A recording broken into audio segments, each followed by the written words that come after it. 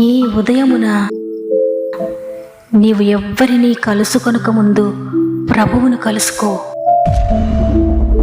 నీవు ఎవ్వరినీ చూడకముందు ప్రభువును చూడు. నీవు ఎవ్వరితో మాట్లాడకముందు ప్రభువుతో మాట్లాడు. నీవు దేనిని వెదకకముందు ఆయన రాజ్యమును నీతిని వెదకు.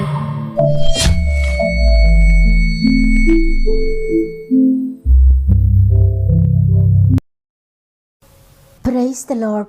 దేవునికి మహిమ కలుగునుగాక. మరి ఒక నూతన ఉదయాన ఈ విధంగా మనందరం కూడా ఒక కుటుంబంగా కలిసి దేవుని స్తుతించడానికి, ఆయన ఆరాధించడానికి, దేవుని మాటలు వినడానికి ఆయన అనుగ్రహించిన గొప్ప అవకాశం బట్టి దేవుని స్తుతిస్తూ మరి ఒకసారి మిమ్మల్ని మీ కుటుంబాలను గాడ్ ఫస్ట్ అనే వాగ్దాన కార్యక్రమానికి ప్రేమతో ఆహ్వానిస్తూ ప్రభు నామంలో మీ అందరికీ నాకు శుభాలు తెలియజేస్తూ ఉన్నాను. ఎలా ఉన్నారు ఉదయాన్న?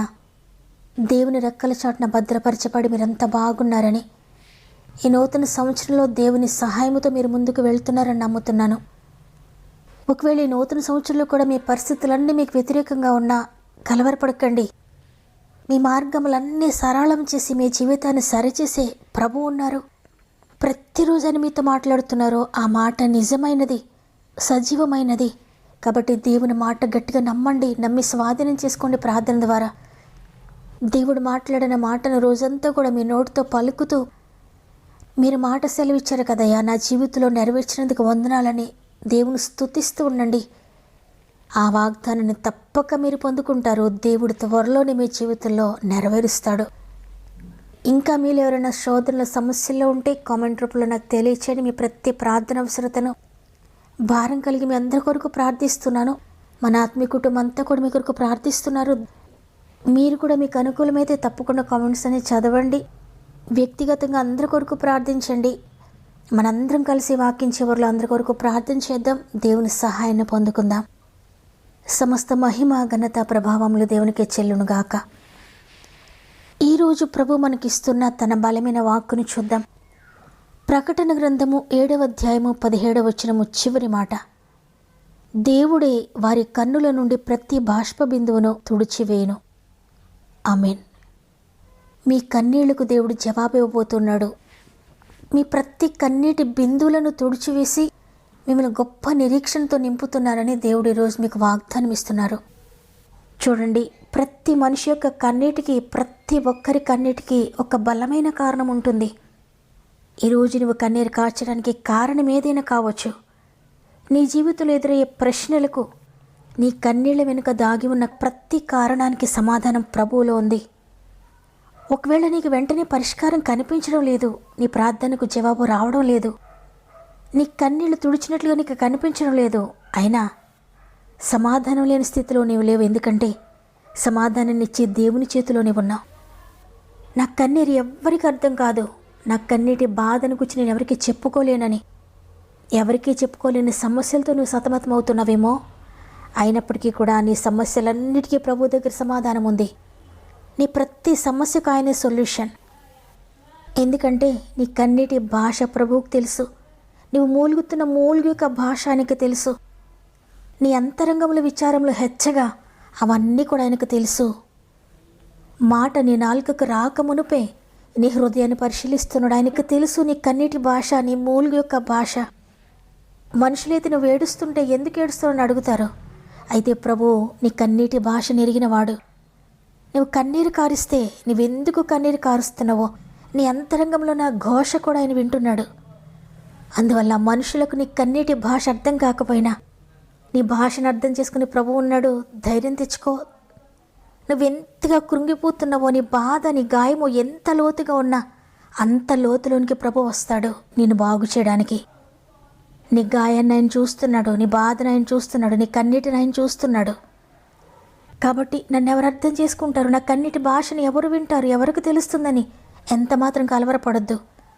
నీ చుట్టూన్న వారు నీ కన్నీటిని చూచి హేళన చేస్తున్నా నీ ప్రభువు నీకు సంతోషాన్ని ఇవ్వడానికి, నీ కన్నీటిని తొడవడానికి ఇష్టపడే రోజు నీతో మాట్లాడుతున్నాడు. నీ కన్నీటిని తొడవబోతున్నాడు ఆయన.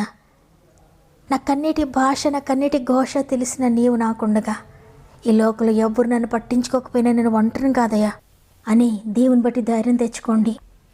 చూడండి, ఆనాడు పాపాత్మురాలైన స్త్రీ ప్రభు పాదాల మీద పడి కన్నీరు కారుస్తూ కన్నీటితో ప్రభు పాదాలను కడుగుతూ తన తల వెంట్రుకలతో తొడుస్తూ పశ్చాత్తాపడుతున్నప్పుడు ఆ కన్నీటిని ఎవరు అర్థం చేసుకోలేకపోయారు. అందరూ కూడా ఆమెను పాపాత్మురాలుగా చూస్తున్నారు. ఆమె అంతరంగాన్ని చూడలేకపోయారు. ఆమె ఎందుకు కన్నీరు కారుస్తుందో, ఎందుకు ప్రభు పాదాలు కడుగుతుందో వారికి అర్థం కాలేదు. అందుకే కలవరపడుతున్నారు, అందుకే చిరాకు పడుతున్నారు ఆమెను చూచి. అయితే ప్రభు ఆమె యొక్క కన్నీటి భాషను అర్థం చేసుకున్నాడు. ఆమె కన్నీరు ఎందుకు కారుస్తుందో ప్రభువుకి తెలిసిపోయింది. అందుకే ఆమె విస్తారంగా ప్రేమించింది కాబట్టి విస్తారంగా చేసిన పాపములు క్షమించాడు. పాపాత్మురాలు అని పిలువబడిన ఆమెను పరిశుద్ధురాలుగా మార్చివేశాడు. హన్న యొక్క కన్నీటి భాష, కన్నీటి ఘోష, కన్నీటి ప్రార్థన ఏలీ ప్రవక్తకు అర్థం కాలేదు. ఆయన అర్థం చేసుకోలేకపోయాడు. కానీ దేవుడు అర్థం చేసుకున్నాడు. ఆయన కన్నీటి భాషను అర్థం చేసుకుని ఏలీ ప్రవక్త ద్వారా ప్రవచింపచేశాడు దేవుడు, మరల వచ్చే సంవత్సరానికి ఎలా నీ ఒడిలో కుమారుడు ఉంటాడని. ఈరోజు మాటలు వింటున్న ప్రియ సహోదరి, ప్రియ సహోదరుడా, నీ యొక్క కన్నీటి భాష నీ కుటుంబంలో ఎవ్వరు అర్థం చేసుకోకపోవచ్చు. నీ దైవజన్ని కూడా అర్థం కాకపోవచ్చు. నీ ప్రక్కనున్న నీ భర్తకు అర్థం కాకపోవచ్చు. నీకు తోడుగా ఉన్న నీ భార్య అర్థం చేసుకోలేకపోవచ్చు. నీ బిడ్డలకు నీ భాష అర్థం కాకపోవచ్చు. కానీ సృష్టికర్తకు అర్థమవుతుంది నీ ఘోష, నీ కన్నీటి భాష అని అర్థం చేసుకుంటున్నాడు.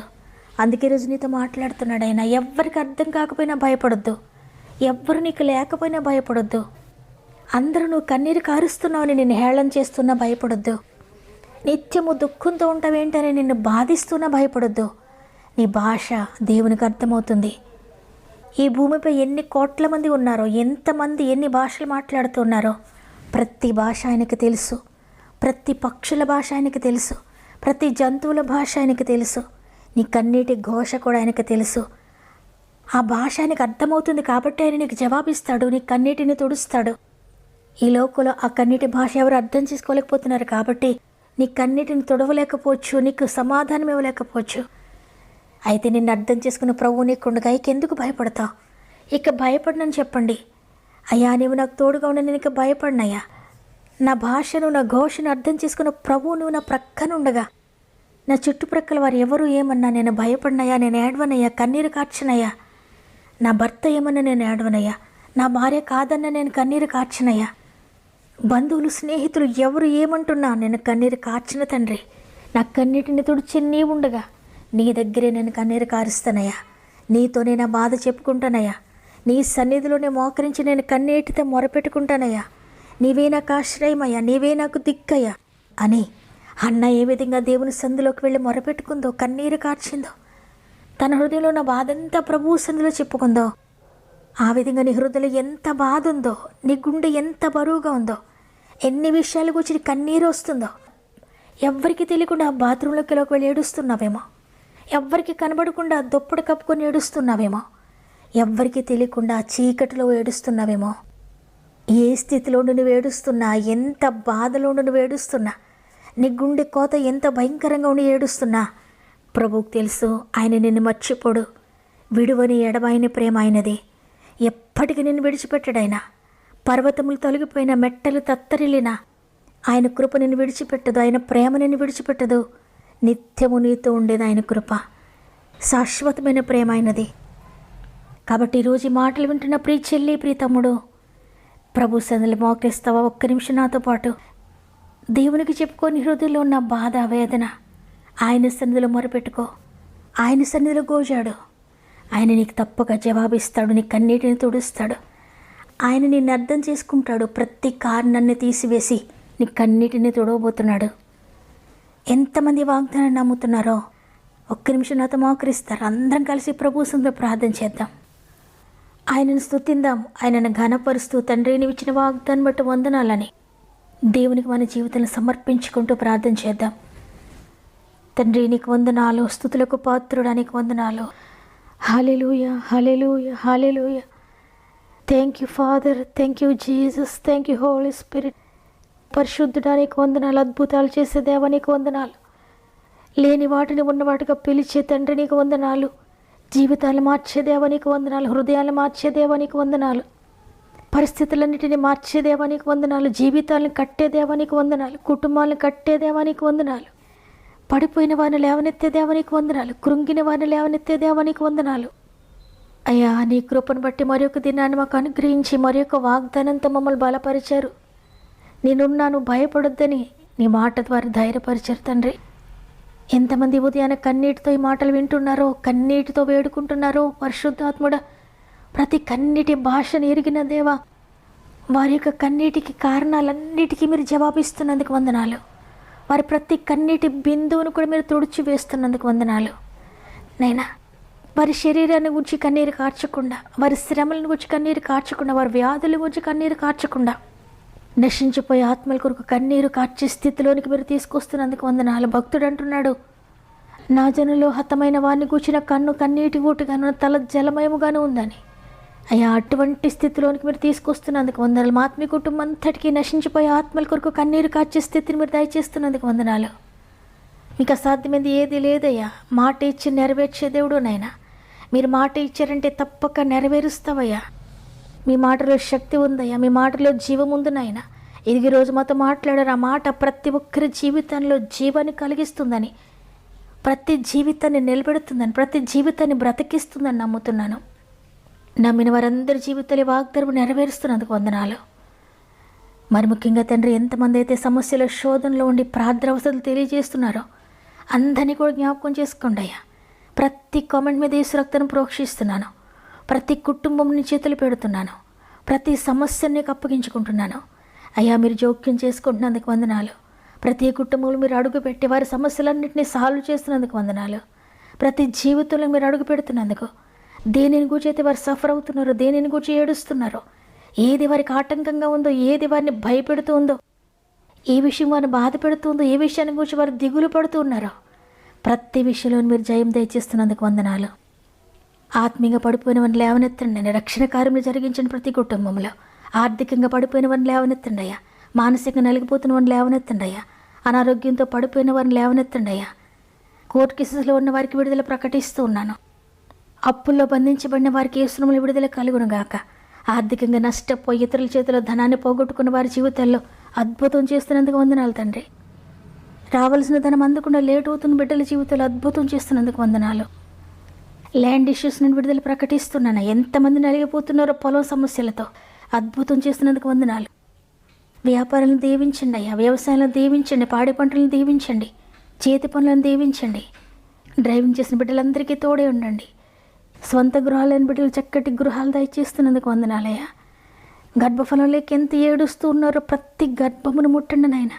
నమ్మిన వారందరి జీవితాలు ఒక అద్భుతం చేస్తున్నందుకు వందనాలు. వివాహాల కొరకు ఎంతమంది కన్నీరు కారుస్తున్నారో పరిశుద్ధాత్ముడా అద్భుతం జరిగించండి అయ్యా. ప్రతి కుటుంబంలో ఉద్యోగాల కొరకు ఎంతమంది ఏడుస్తున్నారో పరిశుద్ధాత్ముడు అద్భుతం జరిగిస్తున్నందుకు వందనాలు. ఎగ్జామ్స్ రాస్తున్న బిడ్డలందరికీ తోడే ఉండండి. ఎగ్జామ్స్ కొరకు ప్రిపేర్ అవుతున్న బిడ్డలందరికీ తోడే ఉండండి. ఎగ్జామ్స్ రాసి రిజల్ట్స్ కొరకు ఎదురు చూసిన బిడ్డల జీవితాలు అద్భుతం చేసినందుకు వందనాలు. గర్భంతో ఉన్న బిడ్డలందరినీ చేతులు పెడుతున్నానయ్యా. 9 నెలలు మీరు తోడుగా ఉండి సేఫ్ డెలివరీస్ దయచేస్తున్నందుకు వందనాలు. ఈరోజు పుట్టినరోజులు, పెండ్లి రోజు జరుపుకున్న వారందరూ కూడా జ్ఞాపకం చేసుకోండి. సంవత్సరం అంతా తోడుగా ఉండండి. ఈ దినం ప్రారంభిస్తుండే ఈ రోజంతా మా ఆత్మ కుటుంబం అంతటికీ తోడయండి. వారి ప్రయత్నాలన్నీ సఫలపరిచి వారి ప్రయాణాలు మీరు తోడుకోండి. వారు వెళ్ళే ప్రతి స్థలంలో మీరు తోడుగా ఉండి వారు ప్రారంభించి ప్రతి ప్రారంభమును మీరు ప్రారంభించి ప్రతి పనిని సఫలపరుస్తున్నందుకు వందనాలు చెల్లించుకుంటూ యేసయ్య పరిశుద్ధమైన నామములో అడిగి వేడుకుంటున్నాను తండ్రి. ఆమేన్. అనేక సంవత్సరాలుగా కన్నీటితో నా ప్రియ చెల్లి, ప్రియ తమ్ముడో, నీ కన్నీటిని తుడుస్తానని దేవుడు వాగ్దానం చేశారు. ఇక కన్నీరు కార్చొద్దు. దేవుడిస్తున్న వాగ్దానాన్ని గట్టిగా పట్టుకోండి. విశ్వాసంతో రిసీవ్ చేసుకోండి. దేవుడు నాతో మాట్లాడాడని వారందరూ కూడా ఆమెనని చెప్పండి. మీకు అనుకూలమైతే వాగ్దానం తప్పక లైక్ చేయండి, షేర్ చేయండి. ప్రతిరోజు వాగ్దానం లైక్ చేస్తూ అనేక మందికి షేర్ చేస్తూ వాక్య పరిచయలో పాల్పొందుతున్న మిమ్ముళ్ళు, మీ కుటుంబాలను దేవుడు అత్యధికంగా దీవించి ఆశీర్వదించునుగాక. దేవుని చిత్తమైతే తిరిగి రేపు అందరం కలిసి ఆయనను స్తుతిందాం. అంతవరకు ప్రభు మీకు, మీ కుటుంబాలకు తోడేండి నడిపించునుగాక. God bless you.